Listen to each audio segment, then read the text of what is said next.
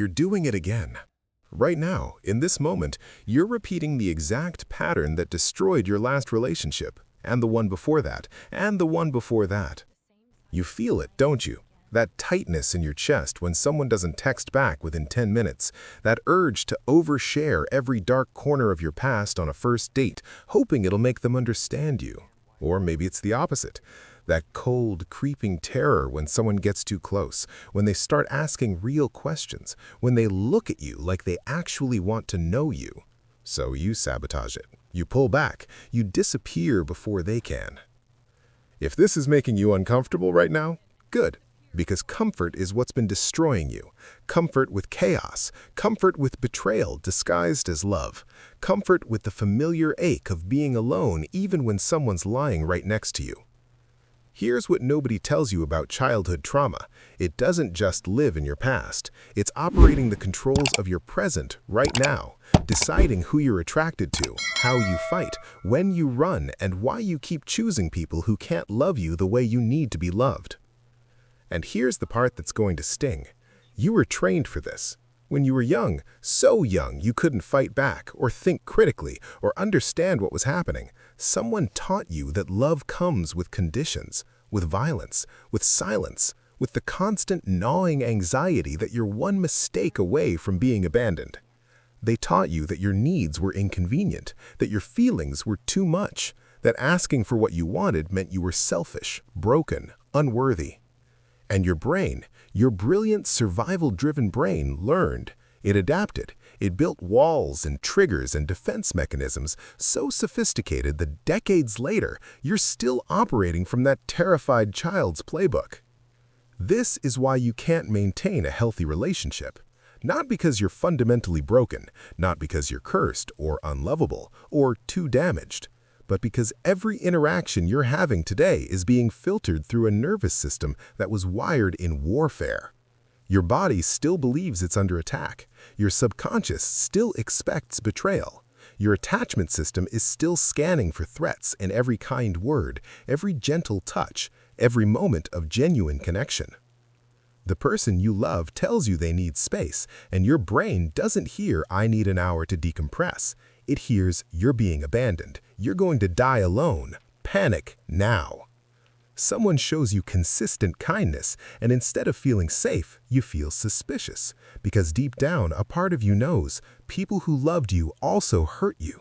So if this person loves you, the hurt must be coming. It's just a matter of time.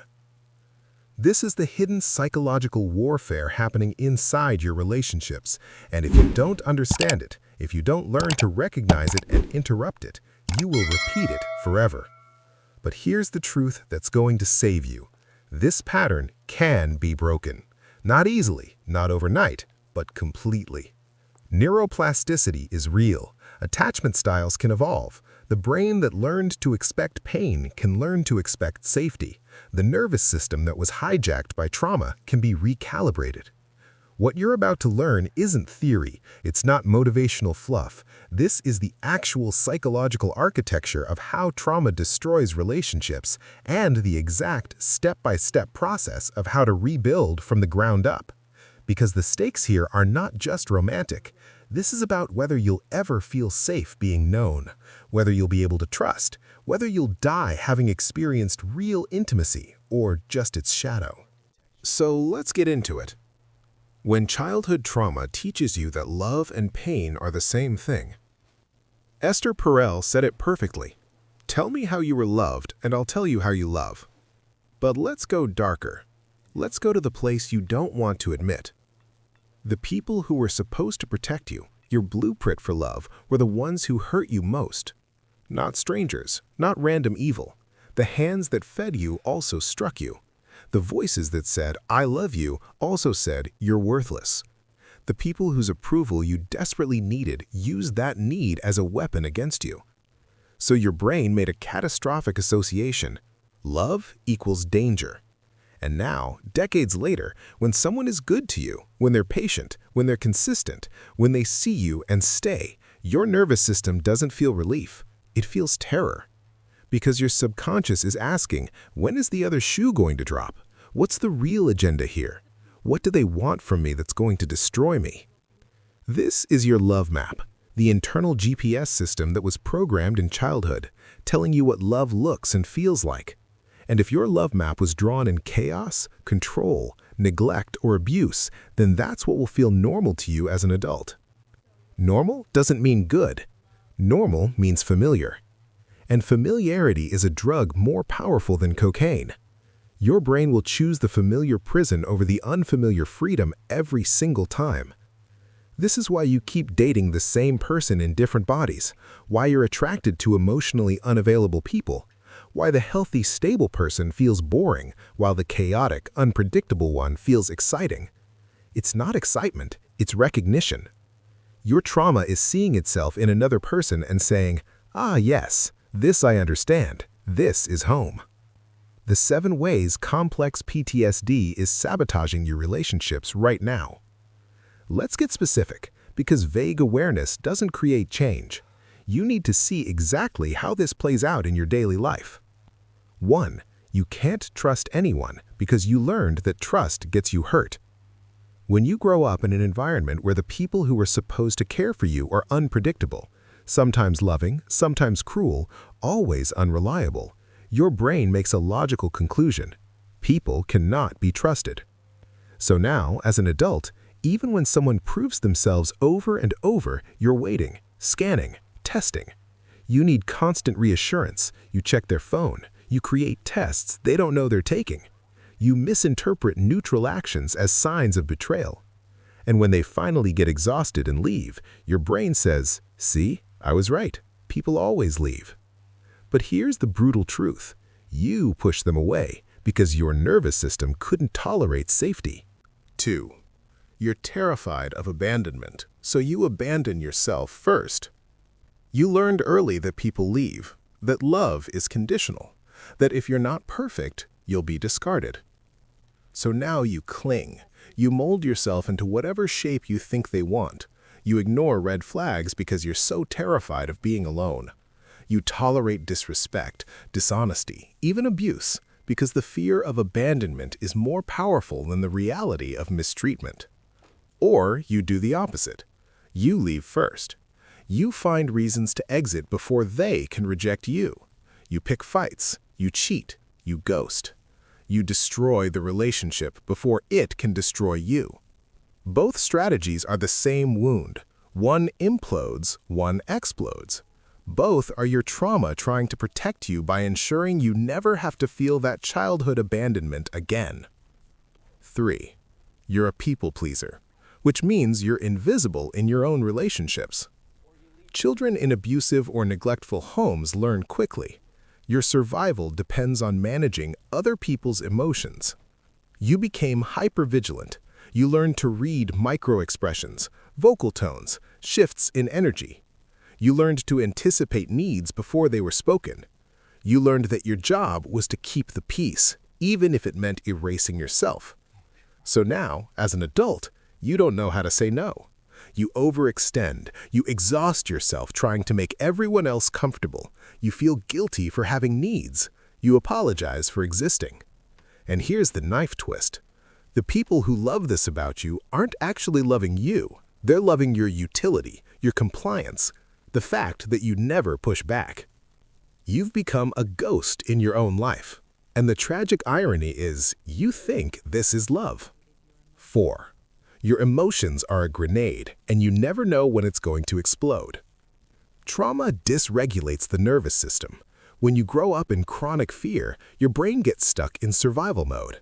Your amygdala, the alarm system, is hyperactive. Your prefrontal cortex, the rational brain, is underdeveloped. So now, small conflicts feel like annihilation. A critical comment feels like a full-scale attack. A misunderstanding triggers a rage response or a complete shutdown. You don't want to explode or disappear, but in the moment, your brain isn't differentiating between your partner forgetting to text you back and the original trauma of being ignored by a parent. It's all the same threat. And this creates a vicious cycle. You explode, they withdraw. You feel abandoned. You escalate, they leave.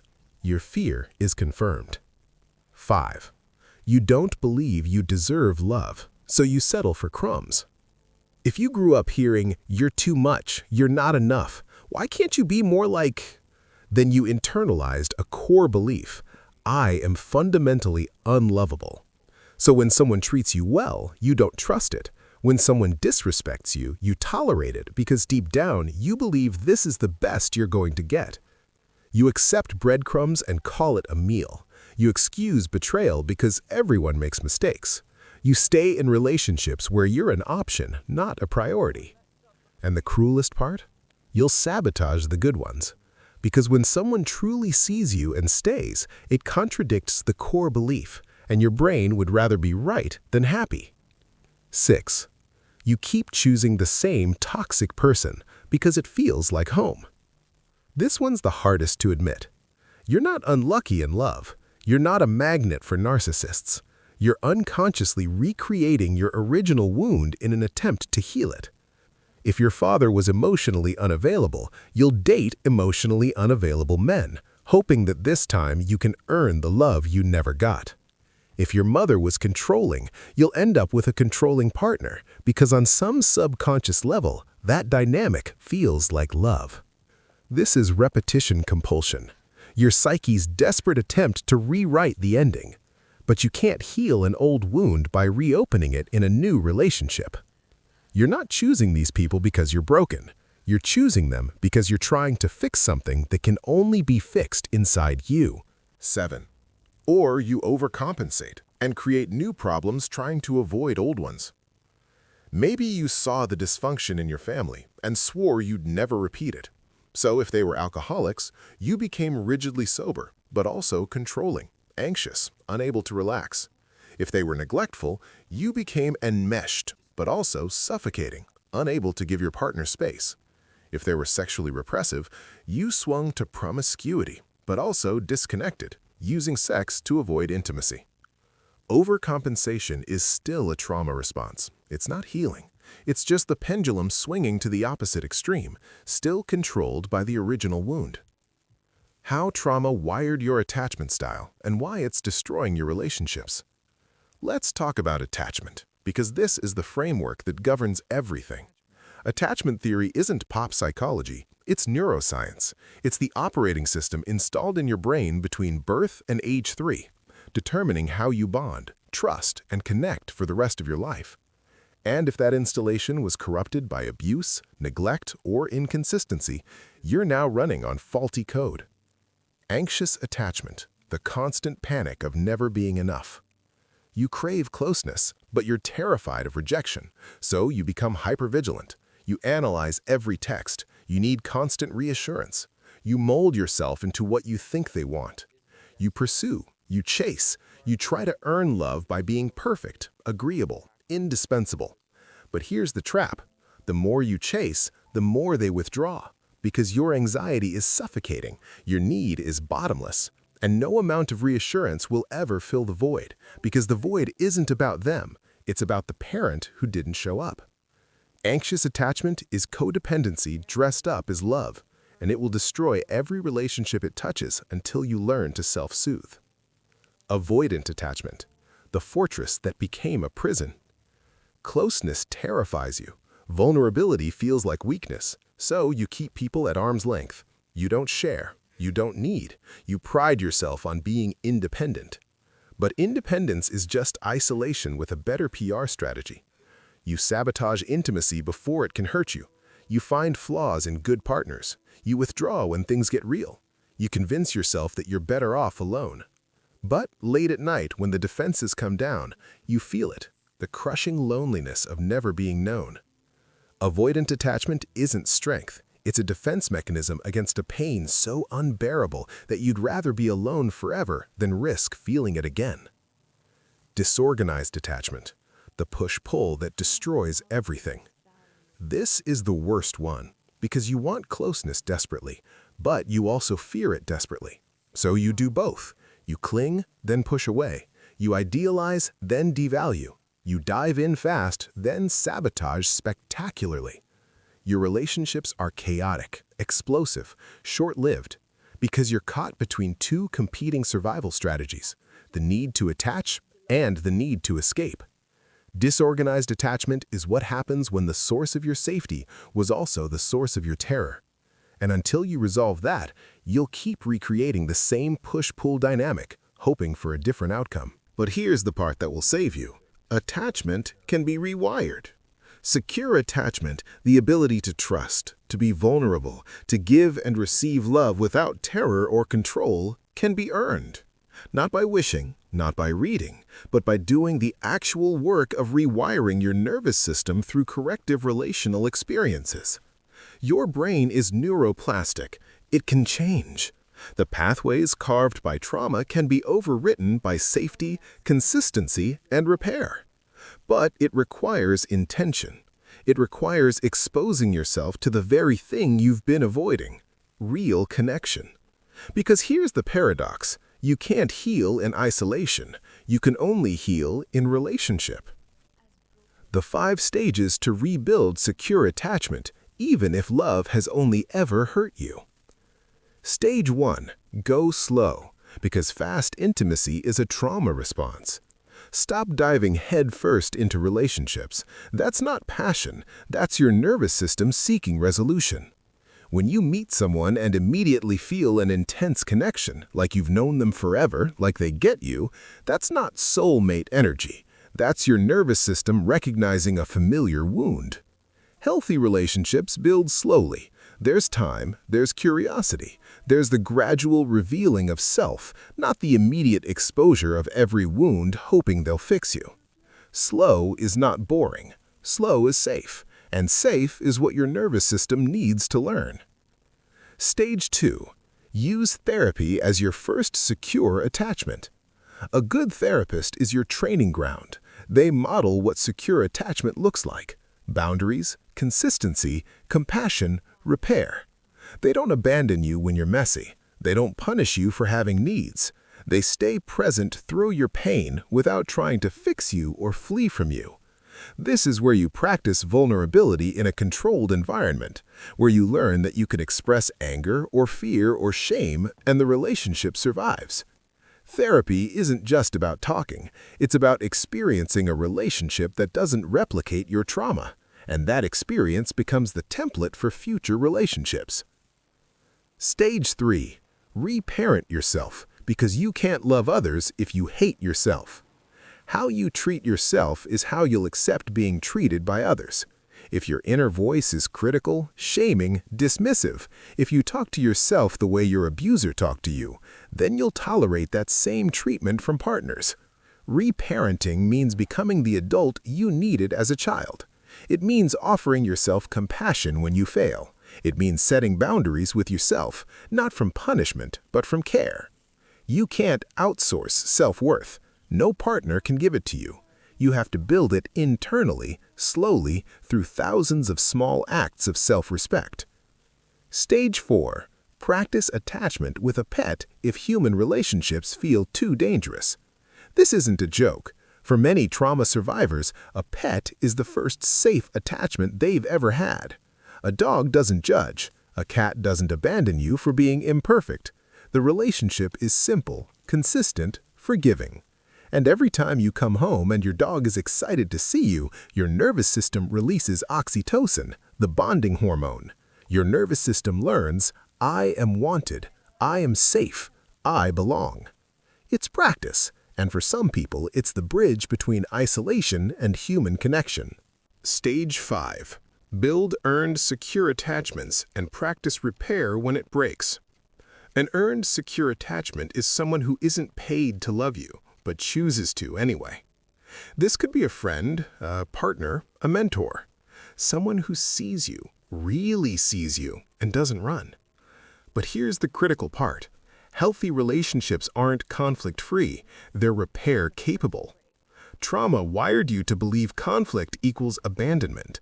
So when there's a disagreement, your nervous system screams, "It's over, they're leaving, you're alone." But in healthy relationships, you fight, you repair, and the relationship strengthens. Each repair lays new neural pathways. Your brain learns conflict doesn't mean abandonment. Anger doesn't mean rejection. I can be messy and still be loved. This is the work, and it's not easy, but it's possible. The uncomfortable truth you need to hear. You're going to mess this up. You're going to have reactive moments. You're going to push people away. You're going to choose the wrong person sometimes. You're going to hurt people, and people are going to hurt you. And that's part of the process. Healing isn't linear. It's not a checklist. It's a lifelong practice of showing up, screwing up, repairing, and trying again. But here's what changes. You stop believing you're fundamentally broken. You stop settling for crumbs. You stop tolerating abuse. You start recognizing red flags early. You start choosing people who are emotionally available, consistent, safe. And slowly, so slowly you might not even notice, you start to believe that you are worthy of love. Not because you earned it, but because you exist. Final words. The relationships you have are a direct reflection of your relationship with yourself. If you want different relationships, you have to become a different person. Not fake, not perfect, but healed. You have to do the internal work of untangling the lies trauma told you. You have to grieve the childhood you didn't have. You have to forgive yourself for the years you wasted on people who couldn't love you. And then, when you're ready, not healed but healing, you have to take the terrifying risk of letting someone in. Not all at once, not recklessly, but slowly, carefully, with discernment. Because the only way out is through. The only way to learn that love doesn't equal pain is to experience love that doesn't hurt. You are not too broken to be loved. You are not too damaged to have healthy relationships. You are a person who survived something that should have destroyed you. And now you get to decide, will you let that survival define your future, or will you use it as fuel to build something better? The choice is yours. But the clock is ticking.